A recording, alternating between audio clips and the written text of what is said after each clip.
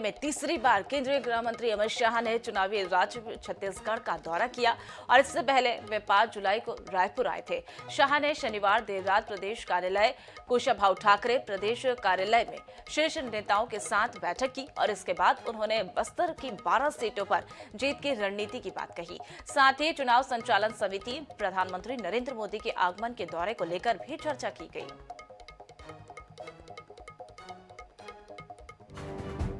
चुनावी मुहाने पर खड़े छत्तीसगढ़ में सत्ताधारी कांग्रेस पार्टी और 15 साल तक सत्ता में रही बीजेपी के बीच मुकाबला है। लेकिन सबसे बड़ा सवाल यह है कि छत्तीसगढ़ में किसका पलड़ा भारी है और 2023 के विधानसभा चुनाव के लिए कौन कितना तैयार है। एक महीने के भीतर तीसरी बार अमित शाह का आना क्या ये बता रहा है कि बीजेपी चुनाव के पहले लड़खड़ा रही है, जिसे संभालने के लिए हाईकमान को खुद जिम्मेदारी लेनी पड़ रही है। दरअसल छत्तीसगढ़ में विधानसभा चुनाव को लेकर कांग्रेस जितनी मजबूत नजर आ रही है, उतनी बीजेपी मजबूत नहीं दिख रही है। यही वजह है कि केंद्रीय मंत्री और राजनीति के चाणक्य शाह ने छत्तीसगढ़ में चुनाव की कमान खुद संभाल ली है। शाह ने इस दौरे में बस्तर की 12 सीटों में जीत का फुल प्रूफ प्लान तैयार किया। साथ ही चुनाव संचालन समिति और पीएम मोदी के अगस्त में होने वाले दौरे की तैयारियों पर भी बातचीत की। शाह ने पिछली बैठक में दिए गए टास्क की समीक्षा की और नए टास्क भी देकर गए। शाह ने घोषणा पत्र निर्माण का फीडबैक लेने के साथ सरकार के भ्रष्टाचार और ईडी द्वारा की जा रही कार्रवाई के मुद्दों को पुरजोर तरीके से उठाने के निर्देश दिए हैं। इसीलिए आने वाले दिनों में इसे लेकर पार्टी बड़े प्रदर्शन कर सकती है। हालांकि शाह के दौरे पर नेता कुछ बोलने से बचते दिखे, लेकिन उनमें उत्साह जरूर नजर आया। छत्तीसगढ़ में विधानसभा चुनाव आसन्न है और गजब की रणनीति के साथ अमित शाह जी ने बैठक ली है।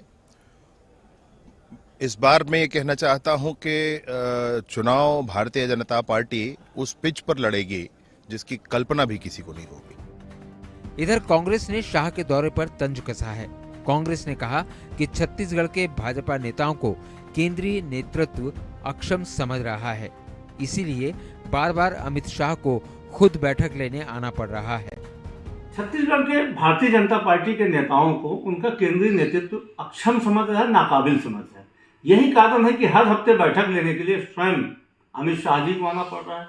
लेकिन भारतीय जनता पार्टी के छत्तीसगढ़ के किसी नेता में भी यह काबिलियत नहीं है कि चुनाव समिति के अध्यक्ष हो। उनमें अंदर यह काबिलियत नहीं है कि वह चुनावी रणनीति बना पाए। यही कारण है कि अमित शाह खुद यहाँ पे बागडोर संभालेंगे। छत्तीसगढ़ में जहां कांग्रेस बदलाव के बाद अब सामूहिक नेतृत्व में विधानसभा चुनाव में उतरने के लिए आगे बढ़ रही है, वहीं बीजेपी में पूरी तरह से संगठन में बदलाव के बाद भी पार्टी विधानसभा चुनाव के लिए मजबूत नजर नहीं आ रही है। यही वजह है कि शाह पार्टी को सत्ता में लाने के लिए नई रणनीति पर काम करते हुए नजर आ रहे हैं। अब ये देखना रोचक होगा कि शाह छत्तीसगढ़ में कितने कामयाब होते हैं। स्वप्निल कौरखेड़े, INS 24/7, रायपुर।